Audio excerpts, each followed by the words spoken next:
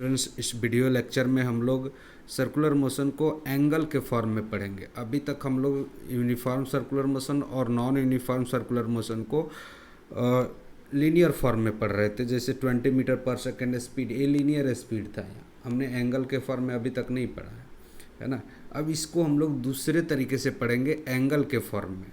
Same ही चीज़ को हम लोग एंगल के फॉर्म में पढ़ेंगे। हम लोग का बहुत सारा कैलकुलेशन जो होता है एंगल के फॉर्म में पढ़ने से सर्कुलर मोशन बहुत इजी हो जाता है। इसलिए हम लोग सर्कुलर मोशन के बारे में भी पढ़ेंगे। जैसे हम लोग डिफाइन करेंगे angular position, angular velocity, angular displacement, angular acceleration, और बाद में हम लोग एंगुलर वेलोसिटी और एंगुलर एक्सेलरेशन और लीनियर वेलोसिटी और लीनियर एक्सेलरेशन में हम लोग रिलेशन निकालेंगे टेंजेंशियल एक्सेलरेशन।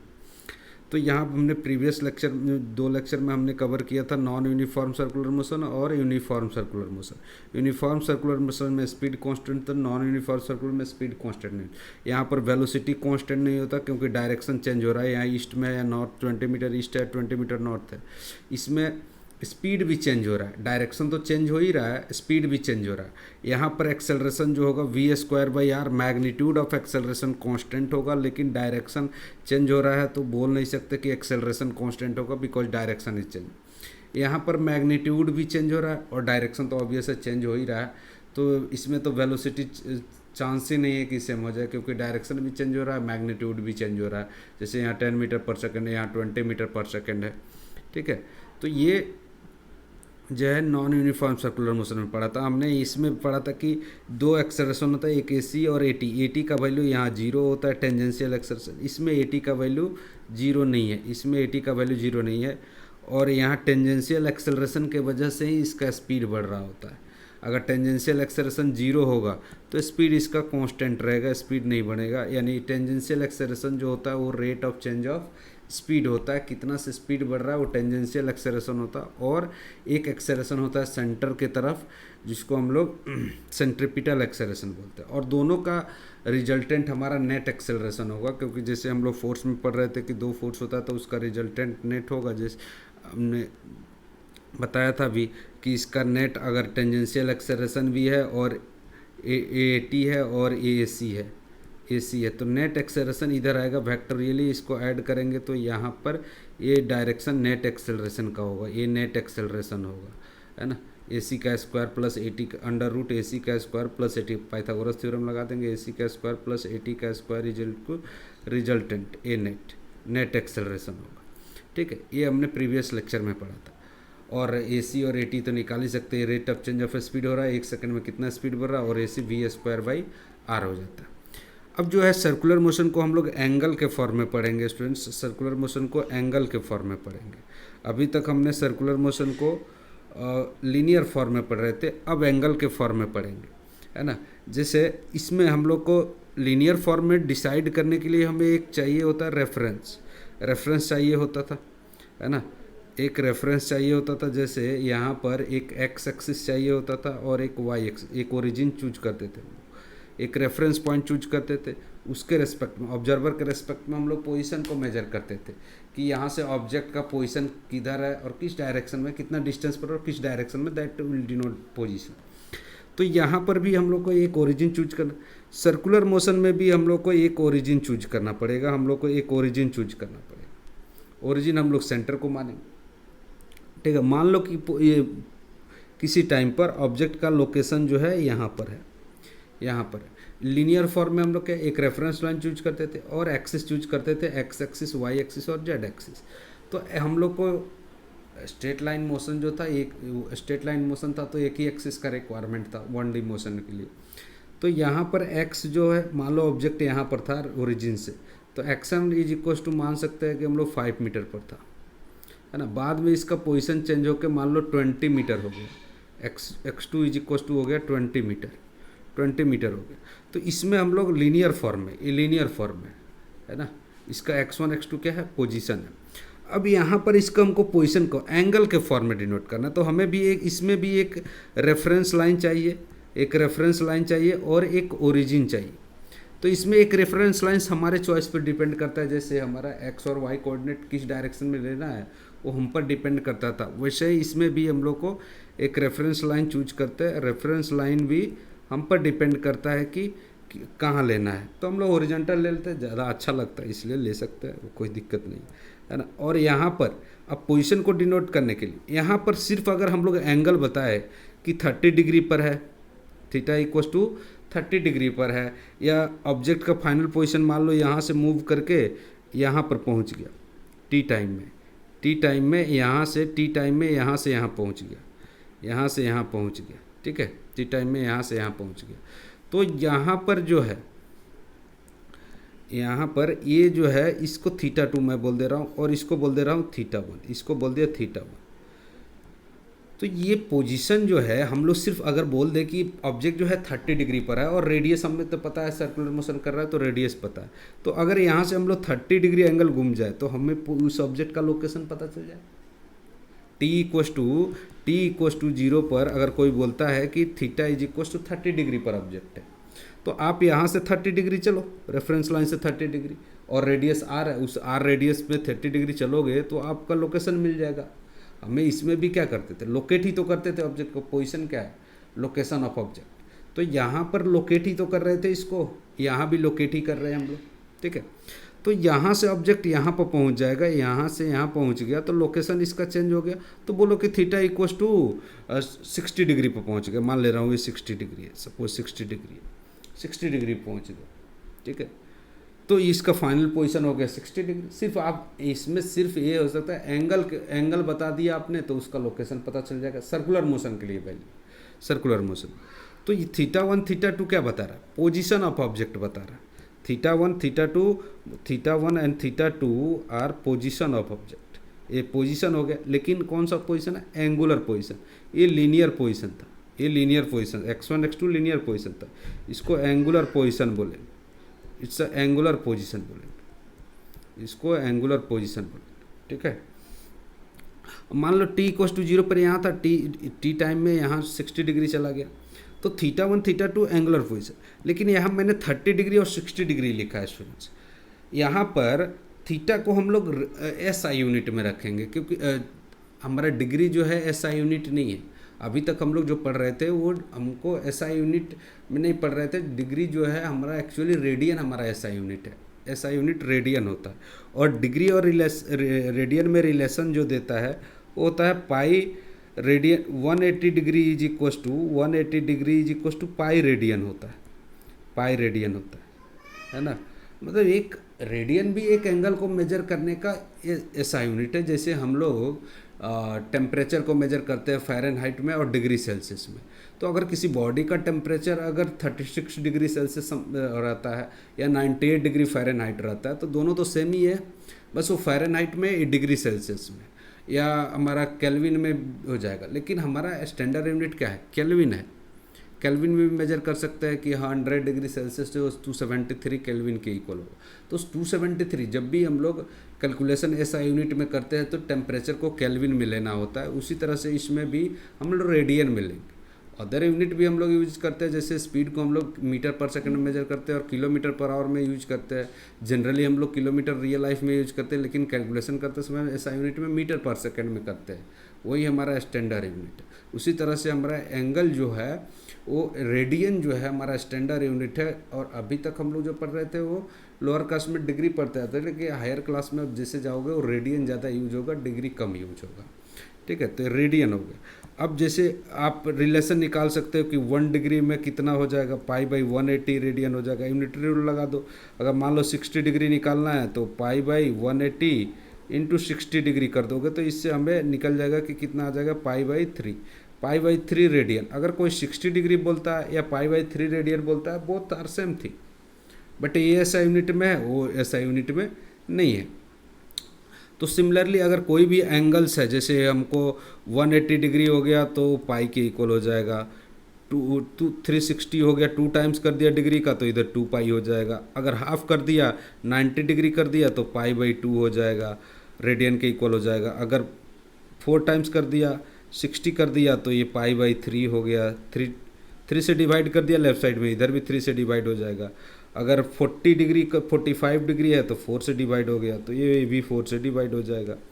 ये अगर 30 डिग्री लेते हैं तो 30 डिग्री हो जाएगा पाई बाई 6, और 0 डिग्री तो 0 रेडियन के इक्वल होगा ही, 0 रेडियन के इक्वल होगा, जीरो रेडियन का। तो इस तरह से हम लोग रिलेशन निकाल सकते हैं डिग्री और रेडियन में। तो जहाँ पर आपको कोई अगर 90 डिग्री बोले या 60 डिग्री बोले, वहाँ पर आप पाई/3 बोल दो तब भी सही है। ये सही स्टैंडर्ड यूनिट हो गया और ये जनरल यूनिट हो गया, अदर यूनिट है, डिग्री अदर यूनिट है, और ये हमारा एसआई यूनिट है। ठीक है। अब जो है एंगुलर पोजीशन तो हमने डिफाइन कर दिया है ना, एंगुलर पोजीशन को हमने डिफाइन कर दिया। अब यहाँ पर, यहाँ से मैं इसको कट कर लेता हूँ, 1 मिनट। यहाँ पर देखिए, अभी एंगुलर, ये तो हो गया एंगुलर वेलोसिटी। जैसे उसमें हम लोग एंगुलर पोजीशन डिफाइन कर रहे थे, x1 x2 जैसे डिफाइन किया था, x1 और x2 है ना। और डिस्प्लेसमेंट क्या हो जाएगा, इनिशियल और पोजीशन का फाइनल पोजीशन का डिस्प्लेसमेंट जो होगा इनिशियल और फाइनल के बीच का distance in a particular direction. तो ये डिस्प्लेसमेंट हो जाएगा x2 माइनस x1, ये क्या हो जाएगा, x2 माइनस x1 हो जाएगा। और यहाँ पर एंगुलर डिस्प्लेसमेंट की बात करेंगे, वहाँ लीनियर डिस्प्लेसमेंट की बात कर रहे थे जो पोजीशन को डिनोट कर रहा था। इसमें हम लोग एंगुलर डिस्प्लेसमेंट की बात करेंगे कि एक एंगल कितना घूमा। यहाँ पर क्या है, वो कितना डिस्प्लेस, वो कितना पोजीशन चेंज किया, यहाँ पर कितना एंगुलर पोजीशन चेंज किया, यानी θ1 θ2। तो डिस्प्लेसमेंट क्या हो जाएगा, एंगुलर डिस्प्लेसमेंट डेल्टा थीटा, इसको हम लोग एंगुलर डिस्प्लेसमेंट बोलते हैं। Angular displacement is equal to θ2 minus θ1 कर देंगे। जैसे इसमें x2 माइनस x1 कर रहे थे, अगर ये 20 था तो ये जैसे ये मान लो 20 मीटर था और ये कितना था 5 मीटर, तो x2 माइनस x1 की जगह 20 माइनस 5, इस डायरेक्शन को पॉजिटिव एक्सेस मान ले तो +20 माइनस प्लस अब -5, तो हो जाएगा वो -50। यहाँ पर एंगुलर डिस्प्लेसमेंट करेंगे तो ये हो जाएगा 60 डिग्री, π/3 माइनस क्या हो जाएगा, π/6 रेडियन में अब रखेंगे, और यूनिट क्या हो जाएगा, रेडियन हो जाएगा, क्योंकि जैसे मीटर माइनस मीटर मीटर ही होता है, उसी तरह से रेडियन माइनस रेडियन रेडियन भी होगा। तो एंगुलर डिस्प्लेसमेंट हो गया हमारा रेडियन में आएगा, और यहाँ ये तो मीटर में आता है लीनियर फॉर्म में, ऐसा यूनिट में। अच्छा, इसमें हम लोग वेलोसिटी कैसे वेलोसिटी निकालते हैं, displacement divide by time taken.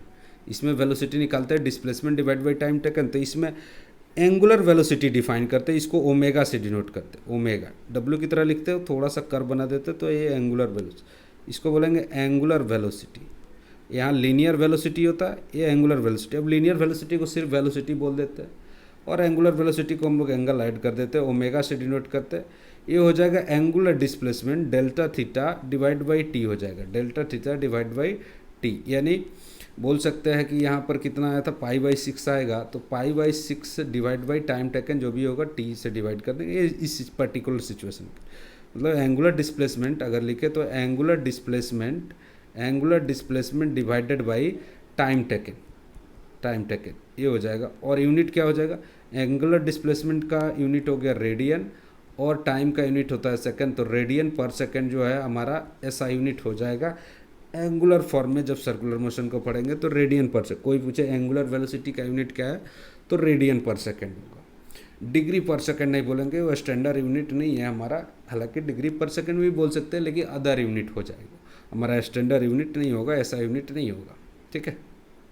अच्छा सर, अब इसमें हम लोग एंगुलर वेलोसिटी, अब जैसे कांस्टेंट, जैसे यूनिफॉर्म सर्कुलर मोशन में क्या होता है, वो हर एक सेकंड में सेम एंगल घूमता है, हर एक सेकंड में सेम। जैसे फ़ैन है स्टूडेंट्स, वो कांस्टेंट वेलोसिटी से जब चल रहा होता है, आप ऑन कर दे तो कुछ देर के बाद जब मूव कर रहा होता है तो कांस्टेंट एंगुलर वेलोसिटी से मूव कर रहा हो, क्योंकि हर एक सेकंड में फ़ैन जो है सेम एंगल मूव करता है, हर एक सेकंड में एंगल से मूव करता है, इसलिए उसको कांस्टेंट एंगुलर वेलोसिटी बोलेंगे। ओमेगा कांस्टेंट होता है उसमें। लेकिन जैसे अगर नॉन यूनिफॉर्म सर्कुलर मोशन की बात करें, जैसे फ़ैन अगर रेस्ट में है और आपने स्विच ऑन किया, तो उस समय क्या होता है, उसकी वेलोसिटी बढ़ रही होती है, उसकी वेलोसिटी बढ़ रही, एंगुलर वेलोसिटी बढ़ रही होती है। पहले 0 रेडियन पर सेकंड घूम रहा था, अगले एक सेकंड में 2 रेडियन पर सेकंड होगा, 5 रेडियन पर सेकंड होगा, 10 रेडियन पर सेकंड, 20 रेडियन पर सेकंड, एंगुलर वेलोसिटी उसका बढ़ेगा, है ना। लेकिन इसमें एंगुलर वेलोसिटी नहीं बढ़ रहा था, एंगुलर वेलोसिटी नहीं बढ़ रहा था। ठीक है।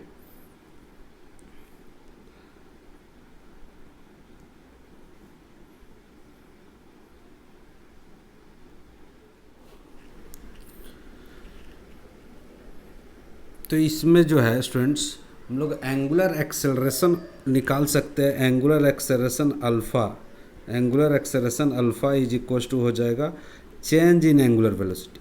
मतलब फैन को ऑन किया तो एंगुलर वेलोसिटी चेंज हो रहा था, तो change in angular velocity divide by time taken, ये हो जाएगा इसका change in angular velocity radian पर सेकेंड हो जाएगा।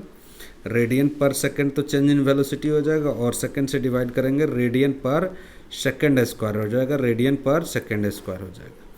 ठीक है। और इसमें जो है जैसे एक्सेलरेशन हम लोग डिफाइन कर रहे थे तो change in velocity divide by change in time होता था, change in velocity divide by change in time होता था, v minus you divide by T हो जाता था। यहाँ पर एक्सेलरेशन, यहाँ पर एंगुलर एक्सेलरेशन जो होगा ये रेडियन पर सेकेंड स्क्वायर हो जाएगा, और ओमेगा 2 माइनस ओमेगा 1 हो जाएगा। तो इस तरह से हम लोग एंगुलर वेलोसिटी और लीनियर वेलोसिटी को हम लोग समझ सकते हैं, दोनों से देख कर कि ये लीनियर में कैसे रिलेशन आता था और एंगुलर, बस इसमें एंगल के फॉर्म में पढ़ रहे हैं सर्कुलर मोशन को। तो अगर कोई एंगुलर वेलोसिटी बोले तो ऐसा नहीं है कि अजूबा लगना चाहिए, दोनों सेम ही चीज़ है, बस ये एंगल के फॉर्म में है, वो लीनियर फॉर्म में है, इसलिए एंगल एंगल ऐड कर दिया गया। अच्छा, अब हमको रिलेशन चाहिए, रिलेशन चाहिए कि एंगुलर, और ये बात ध्यान रखना, ये सारे जो है वेक्टर क्वांटिटी है। एंगुलर वेलोसिटी, एंगुलर एक्सेलरेशन और एंगुलर डिस्प्लेसमेंट वेक्टर को, एंगुलर पोजीशन वेक्टर क्वांटिटी है।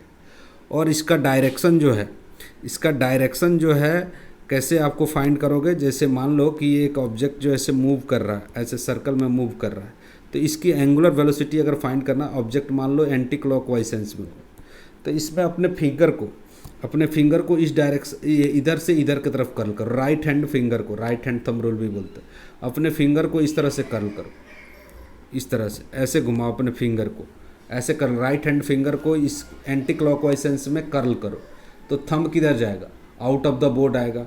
मतलब एंगुलर वेलोसिटी और एंगुलर डिस्प्लेसमेंट और एंगुलर एक्सेलरेशन अगर एक्सेलरेट हो रहा है, एंगुलर वेलोसिटी बढ़ रहा है, तो अपवर्ड डायरेक्शन में आएगा, है ना। सबका पोजीशन एक ही डायरेक्शन में, अगर एंटी क्लॉकवाइज में घूम रहा है तो अगर फिंगर को कर्ल करेंगे इधर से इधर की तरफ, इधर से इधर की तरफ कर्ल करेंगे तो हमारा थंब इनटू द बोर्ड जाएगा, तो इसका मतलब है इस क्वांटिटी का डायरेक्शन इनटू द बोर्ड होगा, है ना। ये इसको इसीलिए एक्सियल वेक्टर भी बोलते हैं स्टूडेंट्स, इसको एक्सियल वेक्टर बोलते हैं। ठीक है, तो ये डायरेक्शन है, डायरेक्शन से पूछा जा सकता है कि किधर होगा, into the board, out of the board, ये पूछा जा सकता है। लेकिन हम लोग को एक और इम्पोर्टेंट रिलेशन जो होता है, अब ये तो हमने एंगुलर फॉर्म में पढ़ा, अब कभी कभी क्या होता है हमें लीनियर और एंगुलर में रिलेशन नहीं करता, तो angular relation between angular and linear quantity, relation between linear and angular quantity in angular quantity, angular quantity। अब यहाँ पर आप एक रिलेशन ध्यान से देखो कि आपको पता है कि आर्क लेंथ जो होता है, ये आर्क लेंथ जो है, मान लो कि यहाँ से एक ऑब्जेक्ट जो है ऐसे यहाँ से यहाँ मूव करके गया, है ना। अब मान लो इनिशियली यहीं से मूव करा तो θ1 का वैल्यू 0 हो जाएगा, तो थीटा ही हमारा एंगुलर डिस्प्लेसमेंट बन जाएगा यहाँ पर। अगर थीटा का वैल्यू, यहाँ θ1 का वैल्यू 0 है, t = 0 पर यहाँ तक यहाँ पहुँच गया, है ना। यहाँ आर्क लेंथ, इसको मैं मान ले रहा हूँ, ये आर्क लेंथ l, इसको l मान लिया, और ये थीटा है, ये रेडियस r है।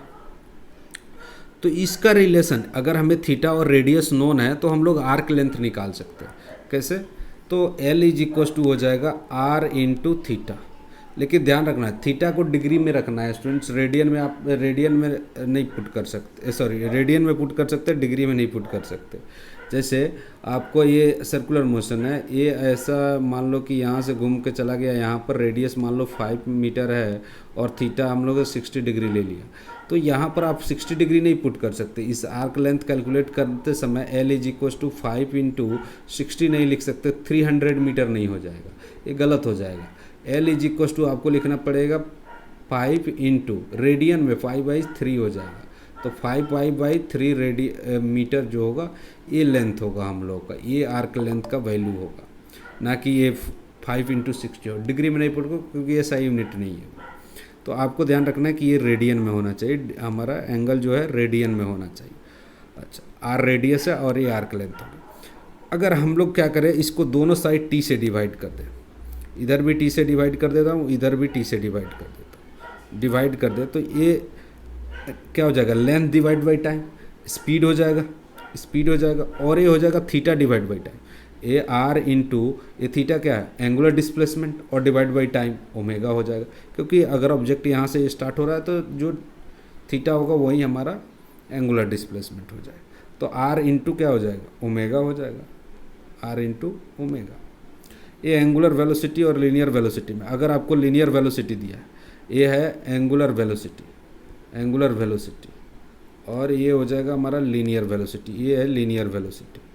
लीनियर वेलोसिटी, इसको सिर्फ वेलोसिटी भी बोलते हैं, अब लीनियर इसमें ऐड करने की जरूरत नहीं होता है, इसमें वेलोसिटी भी बोल देंगे सिर्फ। तो इस तरह से एंगुलर वेलोसिटी हम लोग रिलेशन निकाल सकते हैं। और यहाँ पर अगर हमें ये भी निकालना है, अगर कोई ऑब्जेक्ट दिया है उसका रेडियस मान ले रहा हूँ कि ये रेडियस दिया है स्टूडेंट्स, इसका रेडियस दिया है 5 मीटर, और ये एंगुलर वेलोसिटी ओमेगा दिया है, बोला है कि 20 रेडियन पर सेकेंड है, 20 रेडियन पर सेकेंड है। तो बताओ कि लीनियर वेलोसिटी मतलब इस डायरेक्शन में वेलोसिटी कितना होगा या स्पीड कितना होगा। तो आप बोल सकते हो v is equals to omega r, v equals to omega r, omega 20 radian पर सेकेंड इंटू 5, ये हो जाएगा हमारा 100 मीटर पर सेकेंड स्पीड हो जाएगा। तो इस तरह से हम लोग रिलेशन निकाल सकते हैं।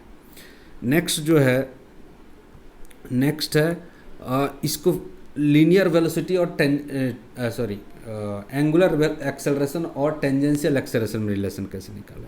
तो दोनों साइड फिर से टी से डिवाइड कर देते, इधर भी टी से डिवाइड कर देंगे, इधर भी टी से डिवाइड कर, ये क्या बन जाएगा, AT बनेगा, rate of change of speed बन जाएगा। ये स्पीड ही था, ये तो स्पीड ही था, स्पीड था। तो rate of change of speed क्या हो जाएगा हमारा, वो दे देगा आर इंटू अल्फ़ा। अल्फ़ा क्या है, एंगुलर एक्सेलरेशन है, ये एंगुलर एक्सेलरेशन, एंगुलर एक्सेलरेशन, ठीक है। तो अगर कोई सर्कुलर मोशन में आपको एंगुलर एक्सेलरेशन निकालना है तो आप आसानी से निकाल सकते हो। जैसे ये मान लो कि रेडियस दे दिया 2 मीटर और बोल दिया कि angular acceleration alpha, angular acceleration is 2 radian पर सेकेंड स्क्वायर। फाइंड टेंजेंशियल, इस डायरेक्शन में, टेंजेंट के डायरेक्शन में एक्सेलरेशन का वैल्यू कितना होगा, that is called tangential acceleration, that is called tangential acceleration. Tangential acceleration कितना होगा, तो टेंजेंशियल एक्सेलरेशन जो हो जाएगा AT इज इक्वल टू हो जाएगा अल्फ़ा इंटू आर, AT हो जाएगा अल्फ़ा इंटू आर। तो अल्फ़ा का वैल्यू 2 रेडियन पर सेकेंड स्क्वायर है, 2 रेडियन पर सेकेंड स्क्वायर इंटू 2, ये हो जाएगा 4 मीटर पर सेकेंड स्क्वायर। इस डायरेक्शन में, टेंजेंट के डायरेक्शन में रिलेशन आ जाएगा, ठीक है। तो ये जो है हम लोग का रिलेशन हो गया एंगुलर और लीनियर क्वांटिटी में। और एक बात ध्यान रखना, अगर किसी सर्कुलर मोशन में अगर टाइम पीरियड सेम है, सर्कुलर मोशन में अगर टाइम पीरियड सेम है तो उसका मतलब है कि उसका एंगुलर वेलोसिटी भी सेम होगा। जैसे मान लो कि 2 रेडियस दे दिया, सर्कल दे दिया हमें, ऐसे 2 सर्कल है। अब यहाँ पर जो है इसका रेडियस स्मॉल आ रहा है, इसका रेडियस कैपिटल आ रहा है, और इसका भी टाइम पीरियड T है। Time period is time taken to complete 1 revolution is called time period, denoted by capital T। अब मुझसे ये पूछा जाए कि इसका भी टाइम पीरियड T है, इसका एंगुलर वेलोसिटी ओमेगा 1 है, इसका एंगुलर वेलोसिटी ओमेगा 2, तो बताओ कि ओमेगा 1 बाई ओमेगा 2 का वैल्यू क्या होगा। ऐसे रेशियो क्वेश्चन में हमसे पूछ देगा। तो आपको ध्यान रखना है कि यहाँ पर देखो स्टूडेंट्स कि ये टी टाइम में वो कितना एंगल घूम रहा है, 2 पाई, क्योंकि 1 रिवॉल्यूशन में कितना एंगल घूमता है, 2 पाई एंगल घूमता है। तो ओमेगा 1 कितना हो जाएगा, 2 pi by capital T, 2 pi by capital T। और ओमेगा 2 कितना हो जाएगा, ये भी टी टाइम में कितना घूम रहा है, 2 पाई एंगल, क्योंकि 1 रिवॉल्यूशन कर रहा है तो 2 पाई एंगल घूमेगा, 1 रिवॉल्यूशन में 2 पाई एंगल घूमता है, और ये टाइम पीरियड T है। तो देखो ये दोनों ही सेम है, रेशियो क्या हो जाएगा, 1:1 हो जाएगा, है ना। तो यहाँ पर ये बहुत इंपॉर्टेंट क्वेश्चन है, अगर time period of circular motion same है तो उसका एंगुलर वेलोसिटी सेम होगा स्टूडेंट्स, लीनियर वेलोसिटी सेम नहीं होगा।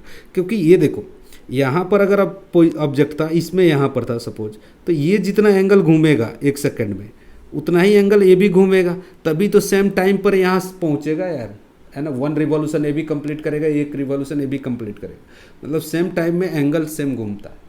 तो एंगुलर वेलोसिटी सेम होगा, लीनियर वेलोसिटी नहीं। अगर हमसे लीनियर वेलोसिटी पूछता तो हम लोग जानते हैं V1/V2 अगर निकालना होता तो V1/V2 क्या होता, ω1 इंटू आर हो जाएगा, स्मॉल आर। वेलोसिटी और एंगुलर वेलोसिटी में रिलेशन निकाल सकते हैं। V2 इज इक्वल टू क्या हो जाएगा, ω/t इंटू कैपिटल आर। और ये हम लोग जानते हैं अगर टाइम पीरियड, अभी देखा हमने टाइम पीरियड जब सेम है तो ω1 ω2 सेम होगा तो R/R हो जाएगा। इससे पता चल रहा है कि इसका वेलोसिटी, रेडियस जिसका कम है उसका लीनियर वेलोसिटी कम होगा, एंगुलर वेलोसिटी सेम होता है अगर टाइम पीरियड सेम होता है। हर केस में नहीं, जब टाइम पीरियड सेम होगा तब भी एंगुलर वेलोसिटी सेम होता है स्टूडेंट्स, ठीक है। और एक कंसेप्ट है कि जैसे हमने सर्कुलर मोशन में पढ़ा था कि अगर सेंटर की तरफ जो एक्सेलरेशन होता है उसको सेंट्रीपिटल एक्सेलरेशन, सेंटर की तरफ जो एक्सेलरेशन होता है AC, उसको हम लोग सेंट्रीपिटल एक्सेलरेशन V²/R बोलते हैं। इसको हम लोग V² को क्या लिख सकते हैं, ω/R लिख सकते हैं, ω/R का whole square divide by R, और ये हो जाएगा ω²R, एक R से R कैंसिल हो जाएगा, ω²।